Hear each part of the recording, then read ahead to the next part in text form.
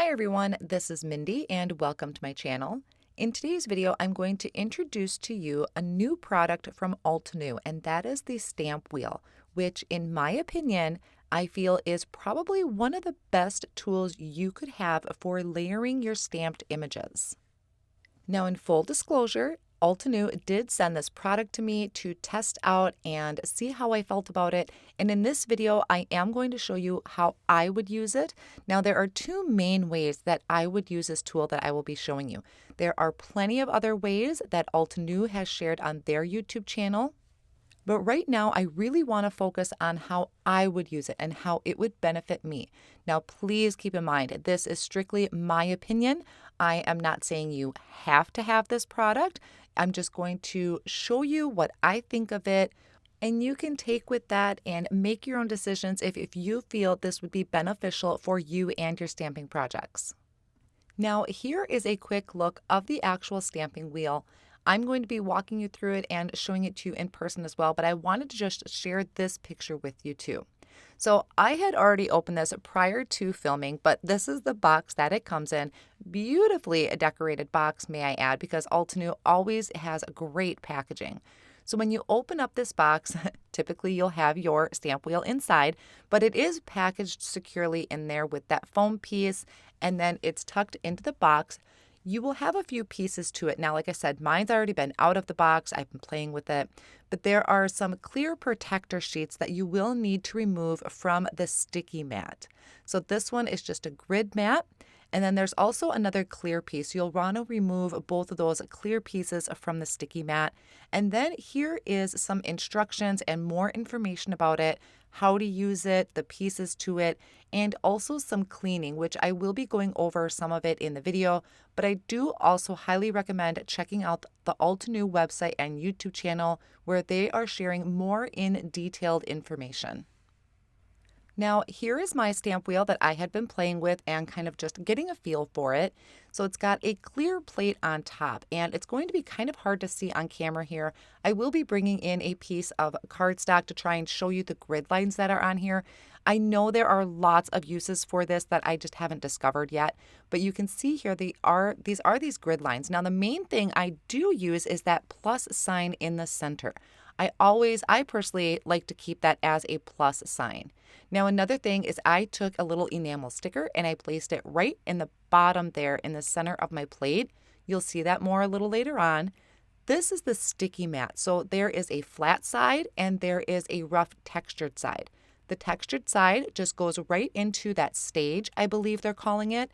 And this is made of high quality photopolymer, which is just like the clear stamps. So it has a really nice grip to it.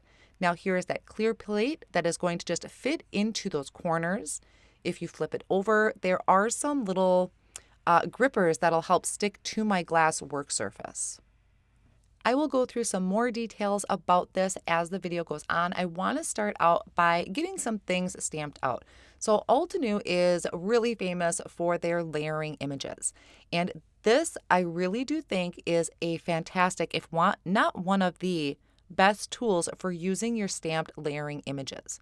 Now, for my card today, I am using the Airbrushed flowers. This one actually only has about 3 main layers to the flowers, but you can just think of the possibilities once you see how this works. So I started out with a large piece of cardstock and I tucked it down into the corner of my stamp wheel. Now I'm taking my first layer, so this is the lined image of one of the airbrushed flowers, and I'm going to place my clear plate over the top. I always kind of start by lining up those bottom corners and then letting it kind of fall down into the top corners. So once I picked that up, my stamp image up with this clear plate, I'm going to just literally flip it. That is one of the things I had a hard time getting used to, is just flipping it. You don't really need to open it like a hinge on a door or anything. You just flip it. So I started out by inking this up in just some black ink.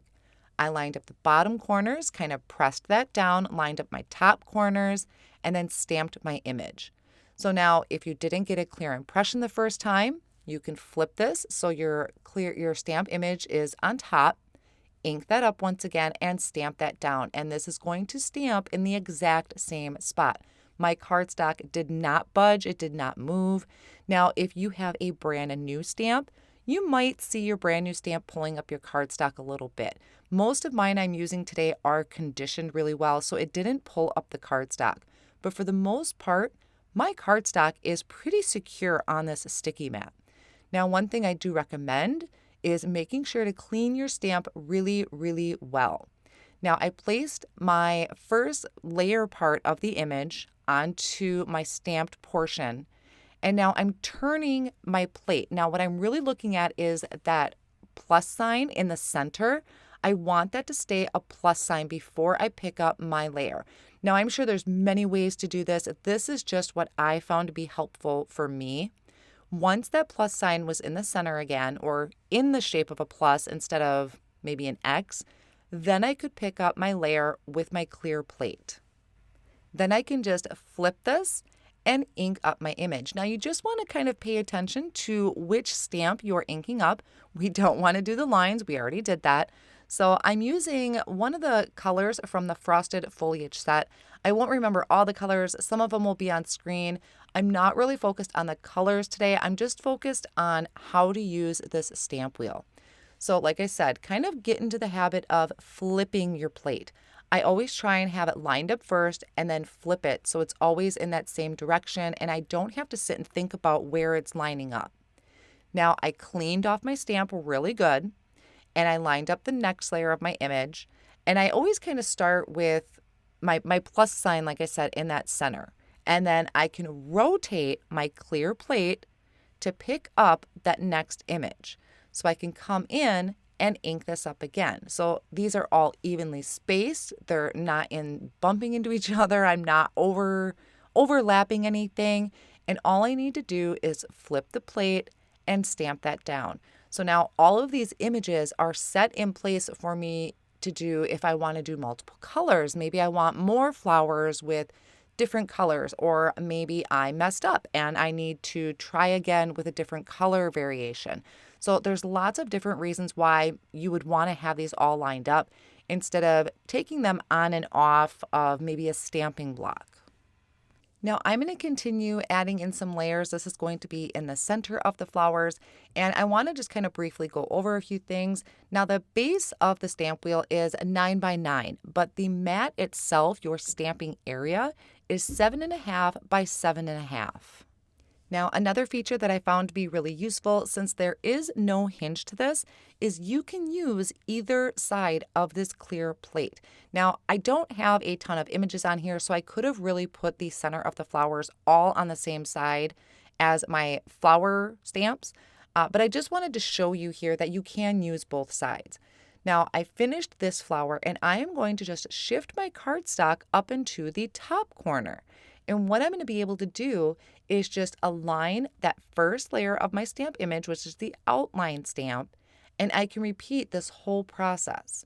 So this is going to be really great. I could really fill this up and have 4 flowers on this sheet of cardstock because everything is all lined up. I just need to find my starting point.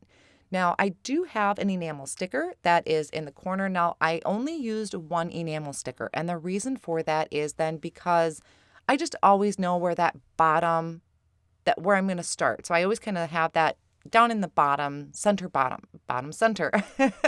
So I just used one enamel sticker. I have seen some people put them in 4 corners. So that is an option too, whatever is going to work for you. This is just what I found to work best for me. One thing you may notice is while I'm stamping, some of those other stamps may get on the cardstock. So you just want to be sure you are cleaning your stamps very well. Even pat it maybe with your hands so you don't get any leftover ink on there, or just to make sure it is really dry, because you can leave an impression, which I think I did a little bit on one side, but by stamping over it, it covered it up. It wasn't dark enough where it left a significant impression.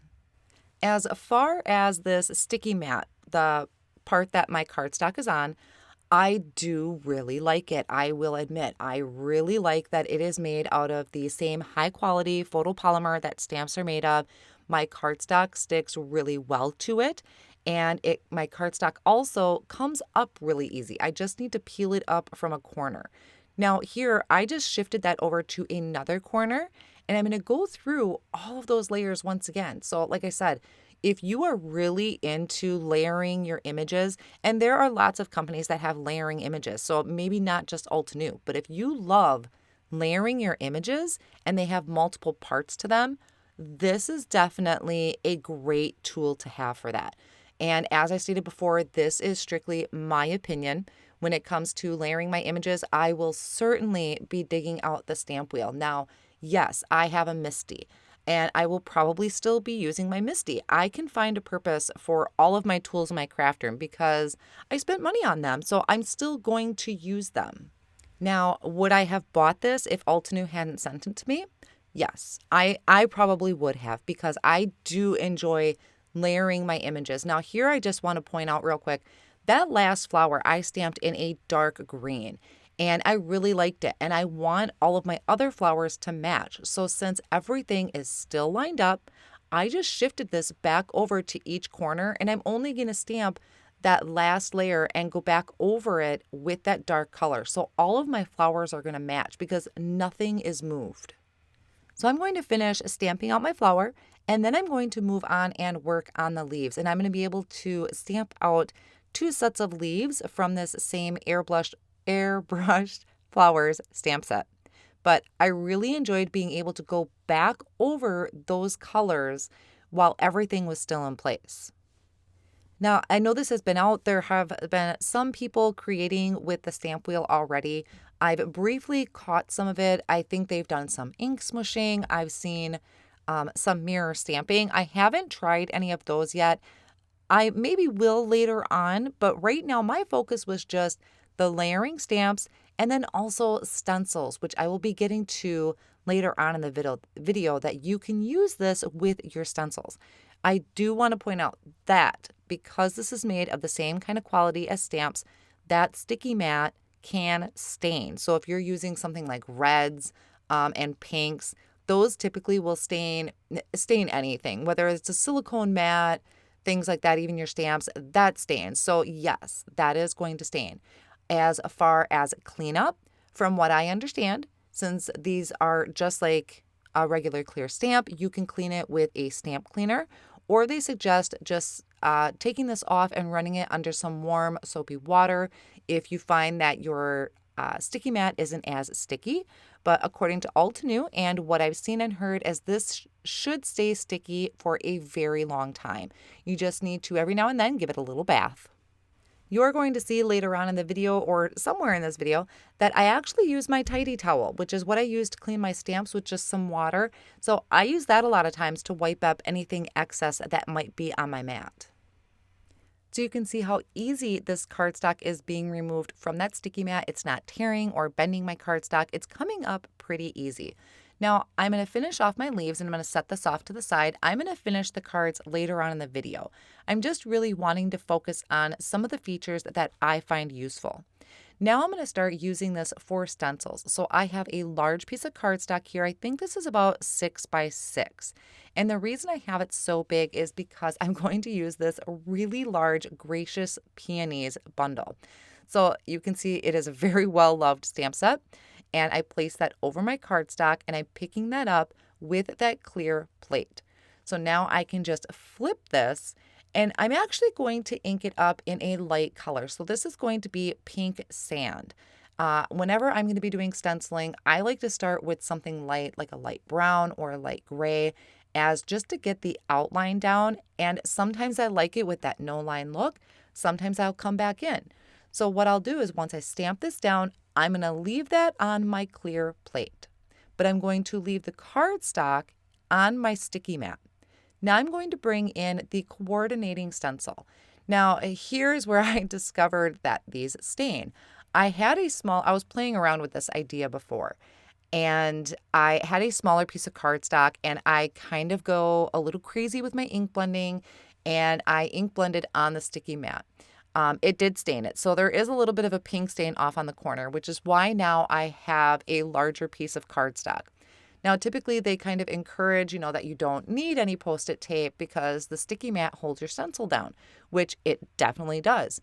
Right here, you can see with my large piece of cardstock and that large stencil, I only have two corners or two sides that are actually kind of stuck on the sticky mat, and that really did hold it down well. I only brought in that Post-it tape to mask off my edges so I don't get pink on the little edges of the leaves that are exposed. That was the first layer of my flower, and now I'm going to bring in the second layer of the flower. And if you're not familiar with Altenew stencils, they are numbered in the top corner. 1, 2, 3, 4, and I think this one has 5 layers to it. So I secured down my second layer. You can see the two sides are actually stuck to the sticky mat. The other two I just masked off with Post-it tape to protect my leaves. And then I'm ink blending on the next darkest color. I believe I did list this at the top of the screen when I had started this particular ink blending, which color this is. Otherwise, they are all listed down below in the video description and over on my blog as well. So I'm going to work my way through all the stencils.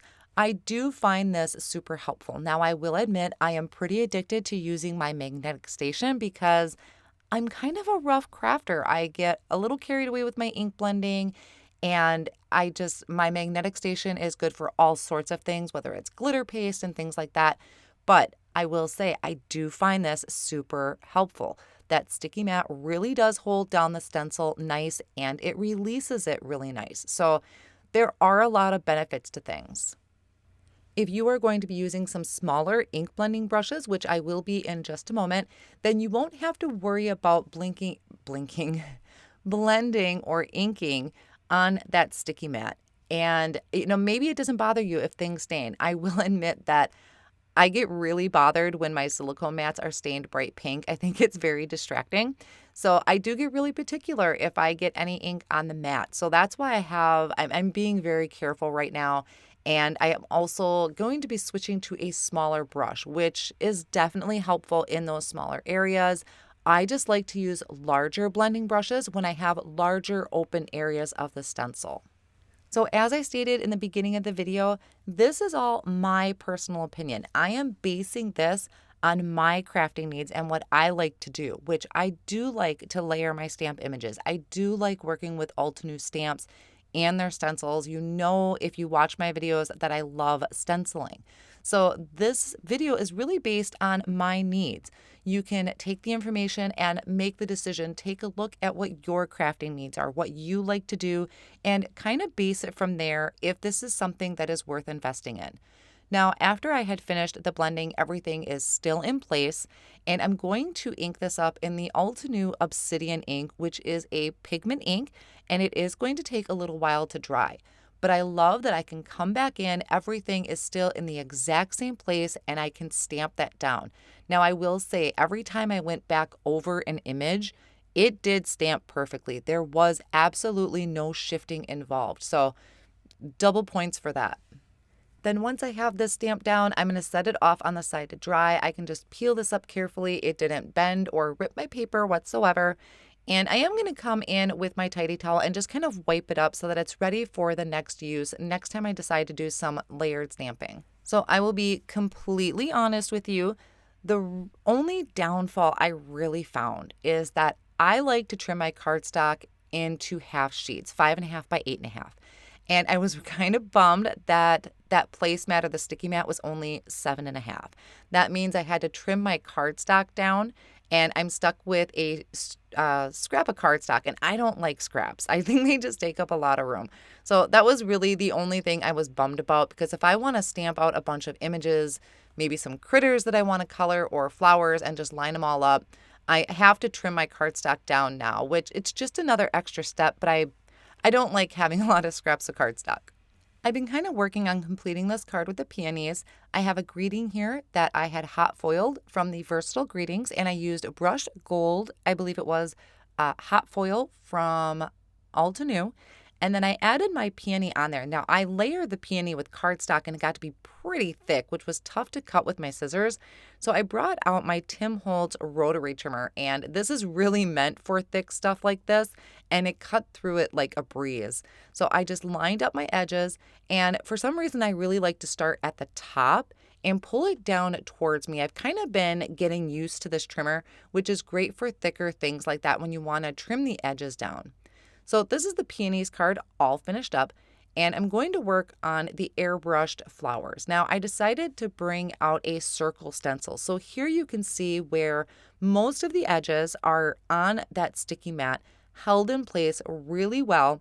And I'm just coming in with a light green and my large blending brush, and I'm just kind of adding some color to that circle. I'm going to build my flowers kind of about halfway around that circle, and then I'm adding another sentiment off of that Versatile Greetings hot foil plate and die set. And one other thing I wanted to mention is I believe I heard Altenew say that they are coming out with replacement sticky mats. I'm not sure of the date, but that is something that would be coming in the future. And also some type of alignment grid I believe will be coming out. So there is a look at the 2 cards I created using it for ink blending with stencils and also for layering my stamp images. Now that's going to finish off my video and how to use your stamp wheel, or at least how I would be using the stamp wheel. You can take a look at your crafting needs and see if this would fit into what you would use it for. So I hope you found this video helpful. All of the supplies will be listed down below in the video description and over on my blog. I want to thank you so much for joining me today, and I will see you again real soon.